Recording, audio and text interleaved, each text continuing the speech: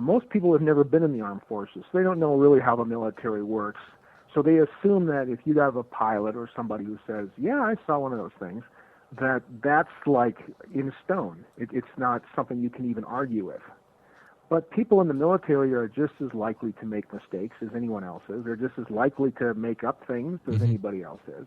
I'm not saying that's what happened in these cases. Understandable. But I do think they haul these people out. They have their 5 minutes of fame, and then nothing happens because there's nothing there. They don't have any evidence. All they have is stories.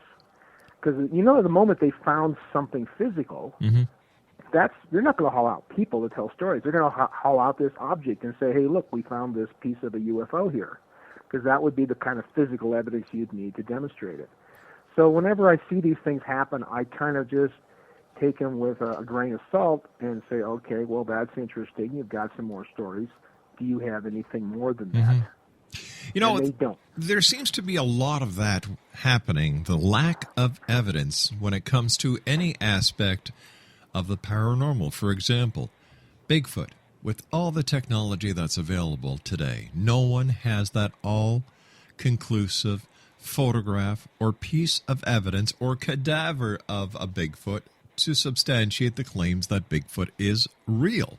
The same thing when it comes to ghosts, the same thing when it comes to alien abductions, cattle mutilation. Well, I'm not saying cattle aren't being mutilated, don't get me wrong, Exonation, but the proof that it is actually alien or extraterrestrial related just is not there. So why do people, after all these years, and let's use ufology because that's what we're talking about, the Roswell incident to today, over 60 years, still no proof, and yet there are those who are, diehard believers that UFOs from other planets, now other dimensions, and other realities are real? Well, there's really two groups. Like in ufology, you've got the people that they just like the whole idea. They're hobbyists, and they're interested in this stuff, and they'll believe pretty much anything. And then you've got a very small core that is actually looking for evidence. These are what I call the real hardcore scientific type of ufologists. And so all of these different things you mentioned have some evidences for them. For example, in ufology, you do have some pretty compelling radar evidence, for example, where items or vehicles have been tracked on radar, and you actually can see this. So there are things out there to support it, but the vast majority of it is people just like stories. They don't really care if it's been proven because they already believe it. So it's not something like they're looking at to think, am I going to believe this or not? They already believe it, and they're just looking for more stuff to reinforce their worldview. And this is just human nature. It happens whether it's the paranormal, whether it's politics, whether it's religion. You just look for stuff that's going to reinforce your worldview, and you're not going to be all that objective about it because it's important to you to confirm your viewpoints, your perspective. Jeff, what is your opinion of the alleged crash of a UFO in Roswell, New Mexico? Well, I suppose I'm one of the minority beliefs. I really do believe it was a mogul balloon. Their evidence seems to be pretty compelling that that's what it was. However, I think there's a lot of people that will fight you to the death on this. Sure will. For whatever reason. I write about this in my book quite a bit, about the whole problem with keeping something like this a secret and the whole difficulty of reverse engineering and all those elements in there. And frankly, a lot of people in the UFO community don't like my book because it doesn't just, reinforce their premise that all these things have happened. And as a result, it didn't do that well.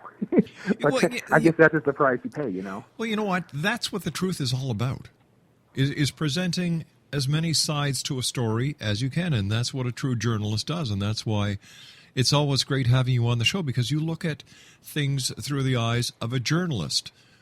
And as a former policeman, I know there's three sides to every story: his side, her side, and the truth. One of the biggest problems I have with the Roswell, New Mexico case is the chain of evidence that Jesse Marcel broke. He went to the site, collected evidence, And instead of taking that evidence directly from the debris field back to the base, what does he do? He goes home and shows his wife and son. Yeah, I noticed that too. I thought that's kind of unorthodox procedure Exactly. for security. Well, a lot of people make a lot of emphasis on the fact that this base, this Roswell base, was home to the bombers that dropped the atomic bomb. Yeah. And they're trying to make that connection that the aliens were interested in Roswell.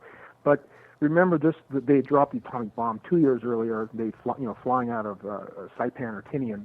And this base had really no major strategic value, which is why their senior intelligence officer was a major.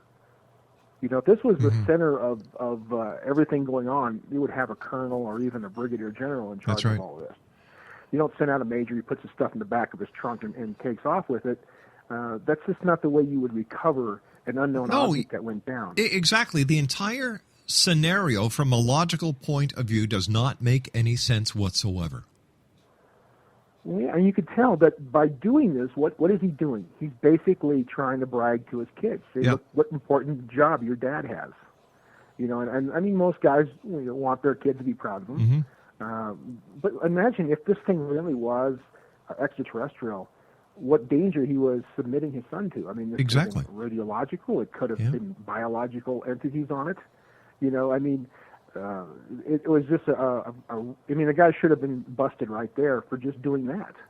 So obviously the Air Force didn't take this stuff that seriously themselves, or they would have come down on him, or you wouldn't have even known about it. If it was really that important, nobody would have ever heard about it. I also have a theory, and I'd like to put it to you because, you know, you've been in this a very long time, and you've heard many stories. You've also looked at things from different angles, and the one that I still like is the objective angle. Is I believe the conspiracy is not being committed by the government. The conspiracy in ufology is not being committed by the Vatican or any other entity except the UFO community itself, because as long as they maintain and keep that conspiracy alive and well, they do not have to provide any evidence to substantiate any of their claims. Yeah, the burden of proof is always supposed to be on the person making the claim. So if I say I saw Bigfoot, it's not up to me to demonstrate that you didn't. It's up to me to demonstrate that I did. And that's what we've gotten backwards. We don't understand that the UFO community has the burden of proof. It's not up to us to explain that the Phoenix Lights were not a UFO. They have to show us how it was a UFO and why they think it's what it is. And that's what's really missing about the whole debate. Yeah, is just this objectivity. You know, we offered a number of top UFO proponents to come on the show under one condition, that we could actually administrate a PSE test, psychological stress evaluator test, while they were being interviewed. And the PSE is a lie detector test. They declined. Well, I'm not surprised. Are you talking about these are witnesses or are these researchers? These are people within the UFO community who are at the top of their game. They are very well-known names. I don't think anyone listening would not know who they are if I said their names. Right. The only person who did, no, I stand corrected. There was one person who agreed, and that was Travis Walton.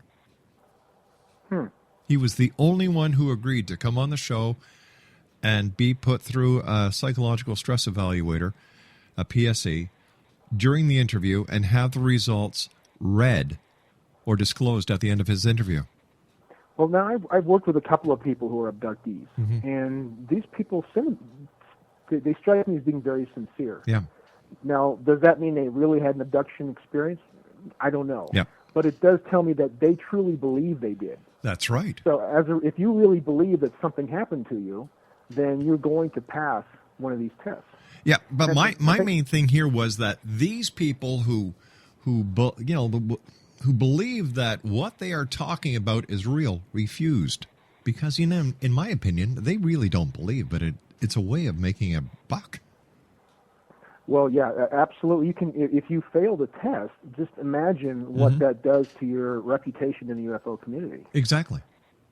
So you have a lot on the line. Yeah. There's like really no advantage to it, because if they pass, it's not going to really help them that much, and if they fail, they can lose everything. So you have to make up the ante a little bit. If they passed, we looked at it as giving them more credibility. But when they would, yeah. But it's not going to help their audience, though, because their constituency already believes they're credible. So you're just going to confirm to their constituency what they already knew. So they're not going to pick up really any new support. It would be helpful, certainly, but it's not going to make that big a difference. During this afternoon, I had an hour to kill, and I decided to spend some time with my wife, and she was watching, what's the name of that show? Maury Povich, I think. The Maury Show. And here you've got these people who were going on national television and having DNA tests done and having lie detector tests done to find out whether or not the father was the real father of their child and other stupid things. And I said to Laura, I said, you know what? Why would an intelligence that can travel time and space from millions of light years come to this planet if this is what is going on here? It makes no sense. Well, I address that in my book too. Well, why are they here? And I think we are just a fascinating study to them. I think that they're always looking at the development of different civilizations around the galaxy. They want to compare one civilization to another, see if they have similar paths. Hey, Jeff, I hate to do this, buddy, but I've got to take my break in 10 seconds, so please stand by.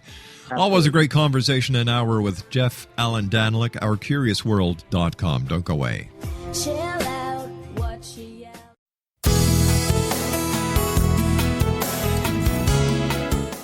With each new extreme weather event or terrorist act, it becomes increasingly obvious that we live in uncertain and challenging times. We all buy car insurance. Why not collapse and catastrophe insurance? Matthew Stein, an MIT-trained engineer and green builder, has written 2 outstanding books to help people prepare, plan for, and deal with everything from minor situations lasting a few days to full-on collapse. Matt's first book, When Technology Fails, is a manual for self-reliance, sustainable living, and surviving the long emergency. This massive book covers the gamut from first aid and emergency preparedness to alternative healing, renewable energy, primitive living skills, and 18th century technologies that could be critical to your comfort and survival in a long-lasting crisis. Matt's second book, When Disaster Strikes, is a comprehensive emergency preparedness handbook and survival guide. When Disaster Strikes is an essential item for every family's go bag. Both books are available at all usual sources. There's a wealth of totally free information posted at whentechfails.com, and author-signed copies may be purchased at mattstein.com. That's www.whentechfails.com and www.mattstein.com.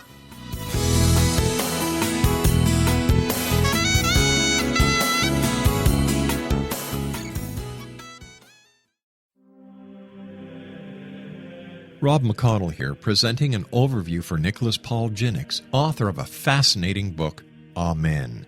It presents facts revealed by Egyptologists, facts that enable us to understand why Amen is the beginning of creation of God. It provides recommendations for religious leaders of the major religions to unify their beliefs and teach the Word of God. Love one another. Amen informs people how mankind conceived God. It was the Egyptians that developed the concepts of a soul, a hereafter, and Son of God. And finally, after the worship of many gods, they conceived the belief in one universal God, the maker of all there is.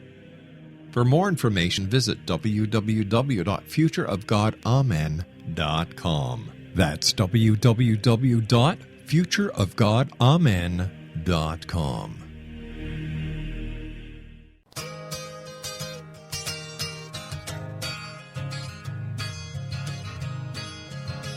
I'm looking through